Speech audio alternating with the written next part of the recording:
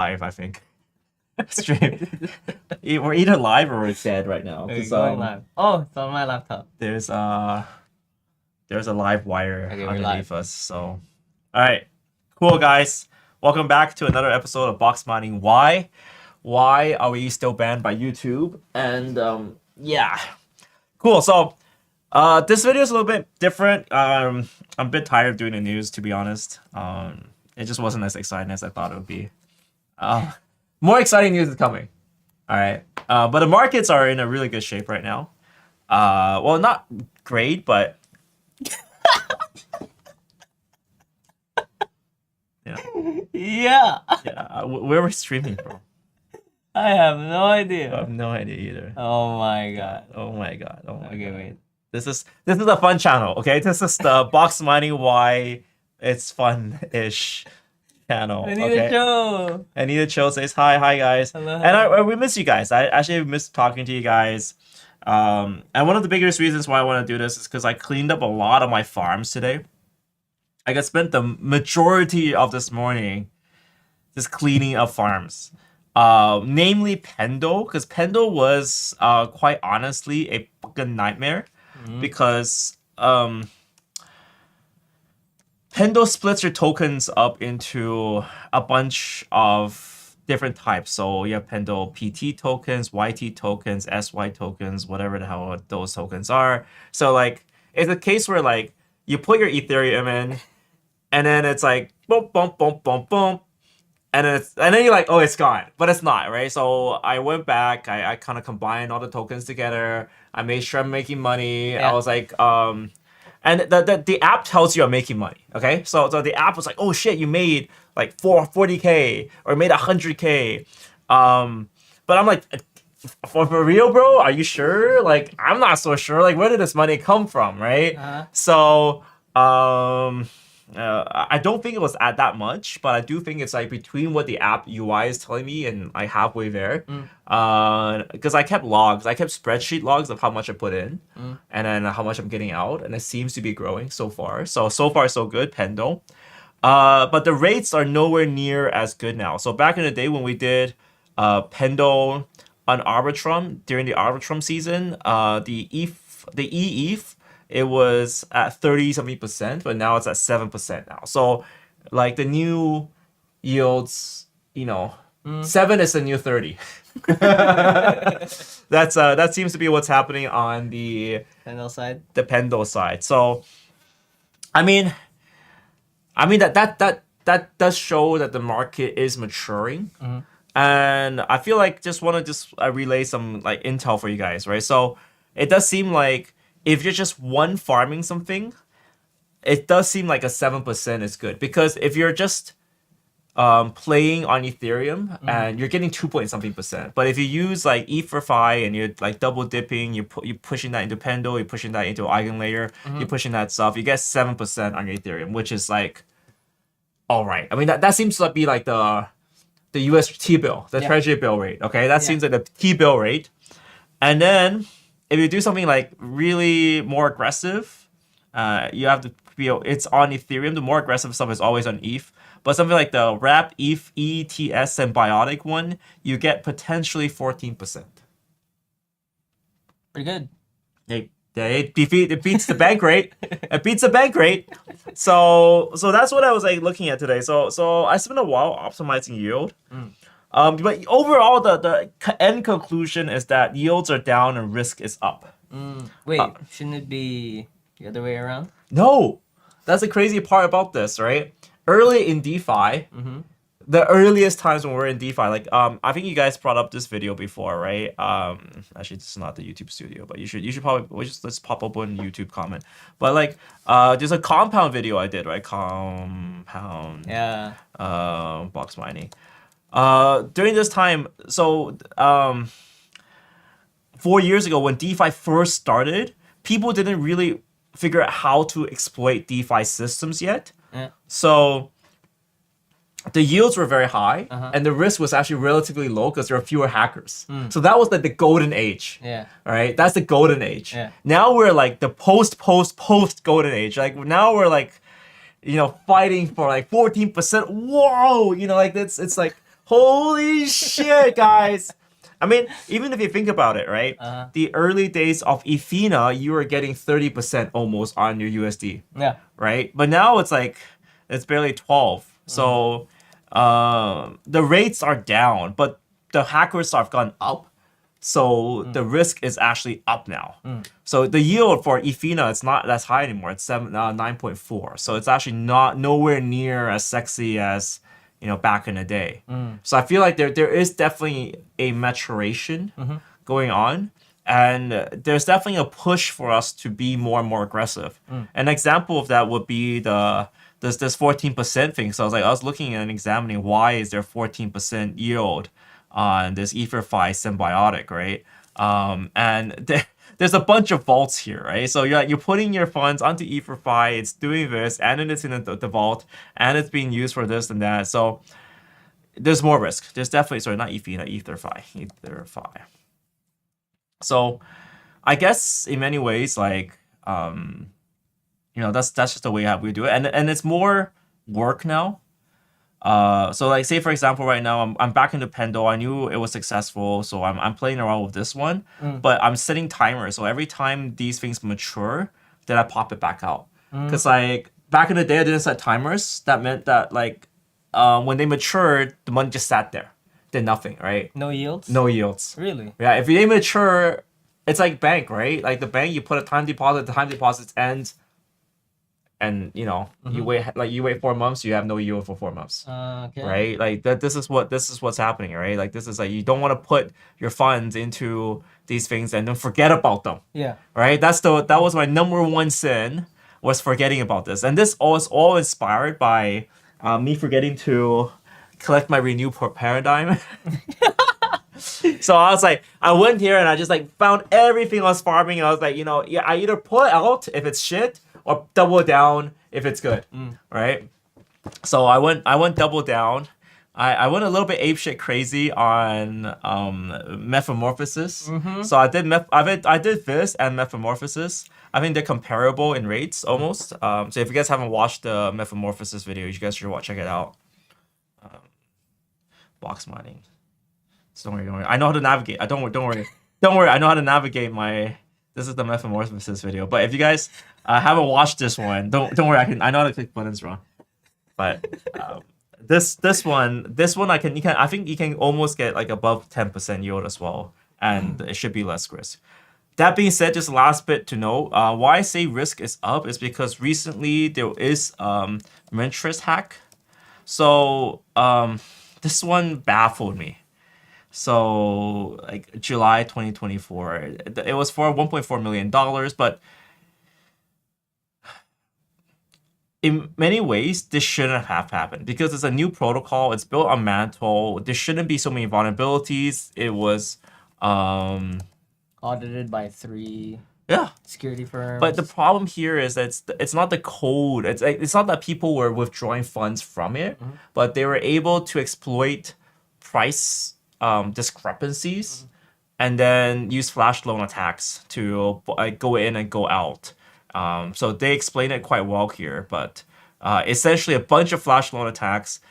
In the end of the day, they exploited for $1.7 million, and then they froze the protocol. So yet again, new things does involve risk. Yeah. And that's why I say like right now it's no longer the golden age of farming. It's a post golden age of farming, which kind of sucks. Well, I heard this one strategy from Hackerpreneur. Justin Wu. I haven't seen him in ages. He's been talking about Beefy Finance. Oh yeah. And I mean, he's always in Beefy. He's always in Beefy. He got me into Beefy. Oh really? Yeah. It was Justin that got into Beefy? Yeah.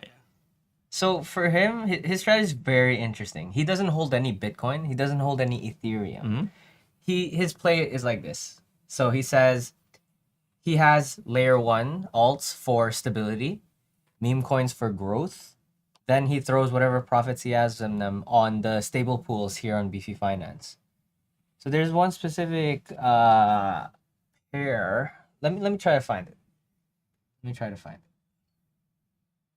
It's like 20 to 50% APY for stables. Oh, that's pretty good. Yeah. Let me find. So it's basically trying to find the best stable configuration that works for him. Yeah, I think it's called USDZ. Oh God. USDZ. It's not even here. No, it's here. You have to save this. Aerodome. Which chain is it? Okay, it doesn't say which chain. Ah, Yeah, it's this one. Yeah, 30% APY. So it's definitely a long-term play for me too that I would do. I would throw the profits I have in memes, and futures trading because I'm also still trading futures, and throw them into a stable pool and just watch the monthly yield go up.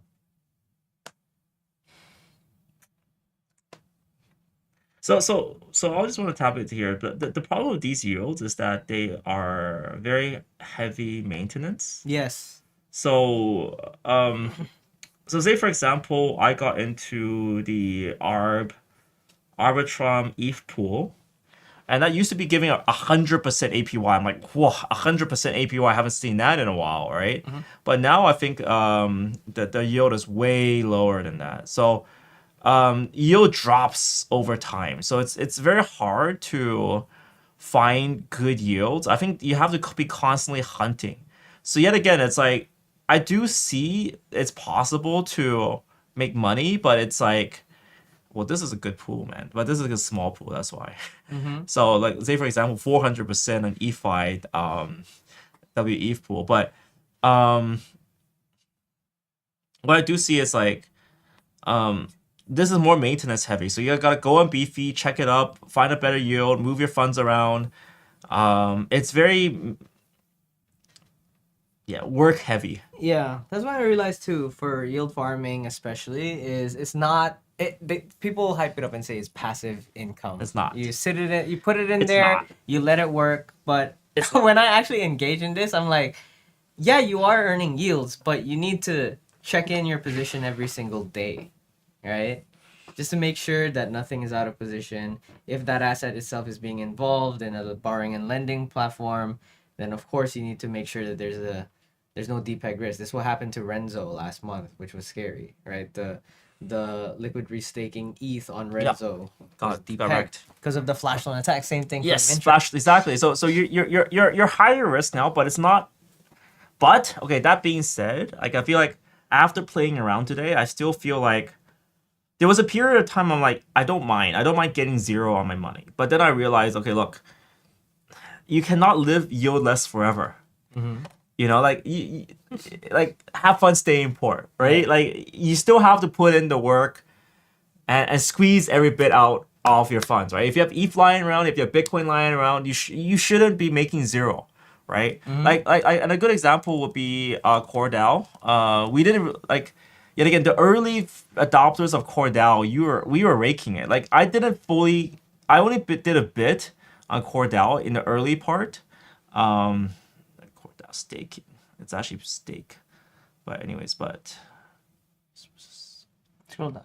It's core staking here.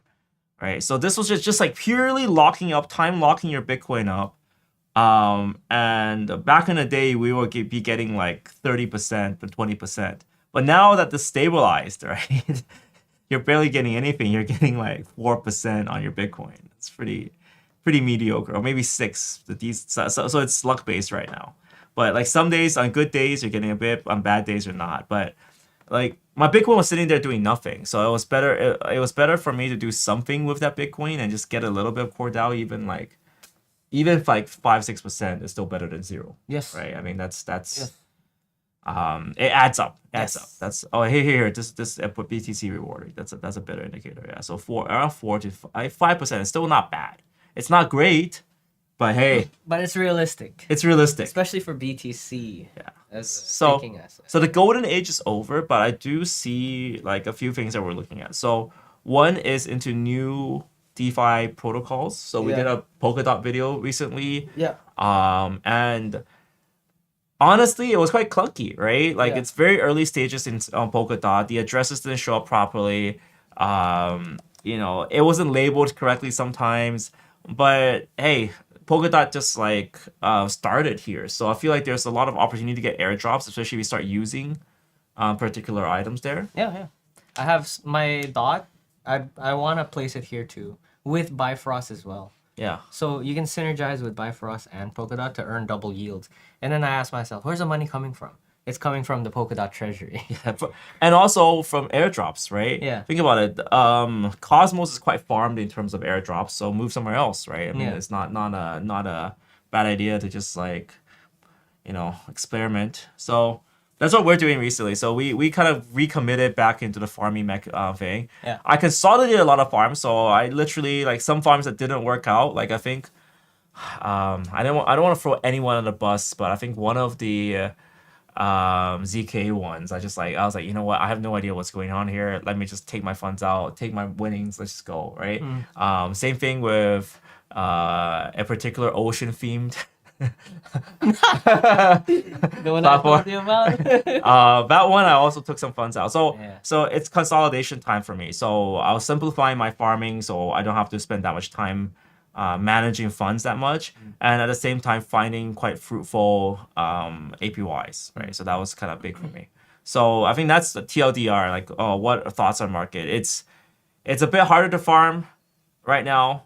The yield's a little bit lower, but at the end of the day, I feel like you should do it anyways because your money shouldn't be sitting there. And I do see that with Ethereum going up and the second wave is coming, you should farm early rather than later, especially with early game protocols. Like, think about it. The people who were raking it during the Cosmos wave were the ones that were in the Cosmos ecosystem early. Yeah. And think about the Polkadot wave, right? So now that's why I'm like, okay, Polkadot wave and a Ton wave are the kind of the two main targets for me. So I mean, guys, just keep in touch. Like, not financial advice, but just personally for me, like if you're spending time, you might as well spend time correctly, right? Yeah. And Mantle, why not? Yeah. And one of my biggest plays right now are meme coins, right? Yeah. It's still You're having a good day, guys. And we're, in fact, Ron went in big. I didn't go in as big as Ron on this, but Mad was pumping like mad recently. Yeah. It went down. We were scared for a while, but bam. Yep. And this is a good sign. Like, this is a sign of a very strong meme coin project with good community. This dump right here, right after the order block that I've drawn, and we talked about that on the box mining video, the KOLs dumped Yeah. to 600K, and then it went, a very good, like, a good observation that I've made, something that would help me look at how well does this project, like, how are they going to survive, and how are they going to thrive, more importantly, is look at what's going to happen in the next 20 days. Yeah. Mad is right now in its 21st day. Okay, don't underestimate the daily chart for meme coins. If we look at the performance of Take Kamala Ponke, Harris. So maybe we should jump ship to Kamala. put all my ones to Kamala Harris. Oh, Oh my lord! oh my lord. Wait a minute. Wait, that's up only, bro. I think the people voted. They thought they were voting, but they're They're fine. That's how DJ meme traders work. yeah, And we're looking at Ponke. Oh, Ponke's. yeah. So daily chart is a very useful indicator. Oh, hey, Ponke's not bad. Yeah. Oh my god. This is where we're at for Oh my Ponke, god. right? These were the first 20 days. Then it dumps. There's always going to be dumps, but you need to draw your order blocks. This has been a very successful strategy for me because people want to bid in lower, right? For a very good project. I'm not trying to shill Mad here, but I like the You're not trying to show Matt here, but I'm shilling but it you're hard. shilling hard. I can see you I'm trying. shilling it hard. I see. Because when I get off work, I go home, I hop You're on trading IG. Mad. No, I'm not trading. Yes, but I hop on IG, right? Here at work, I'm on Twitter, but at home, I'm on IG, and I see Mad posting memes on IG, and it's like the algorithm recommended me that. Right? That's when you know their marketing is hella strong. Dude. Okay. Yeah. Oh, I mean that's fine. So, Mad all the way. Oh my god. Oh my god. That's why we did the video today, right? So you can do this bit, right? Oh my god. Okay. Mad all the way. We got more memes coming. I know memes are degen. And airdrops. And airdrops. All right, guys. Is that it for today's video? I love you, I love you guys for coming in. Angela Wang, thanks. Anita Cho, thanks. Ali, thanks. for coming in. And guys, if you guys are new to the channel, make sure you're subscribed. We're trying to do more of these catch-ups and just like kind of honest takes on everything. And I think it's gonna help fun just to make these videos. I feel like yeah, it's just entertaining. So guys, thank you guys so much. We don't want to keep you guys for too long, but thank you guys so much for watching. Just want to share these like DeFi thoughts with you guys. And other than that, and the good news about Mintrust is that they're almost gonna reopen now. They're finding a plan to compensate people. You'll get your money back. Yes, Okay. so that's fine. And Chain TLDR, the Yeah. airdrops are going on there. Yeah. This will be the channel for the airdrops that I'll do. Okay. So And out of focus, Ron. Okay, cool. So it's not gonna be a live stream. We'll just do recorded for airdrops. But here on Box Mining Wow, we'll do live stream for news, our honest thoughts about the market, and good stuff like that. So don't worry, guys. The party is still here. Yep. Box Mining Plus lives in here. Yeah. It's In here. And in Asgard you. is the people. Yes, in your hearts. In your hearts. Okay. For you and for me. There are so many questions. People dying. Oh no, that's not the. That's the one that's supposed to be.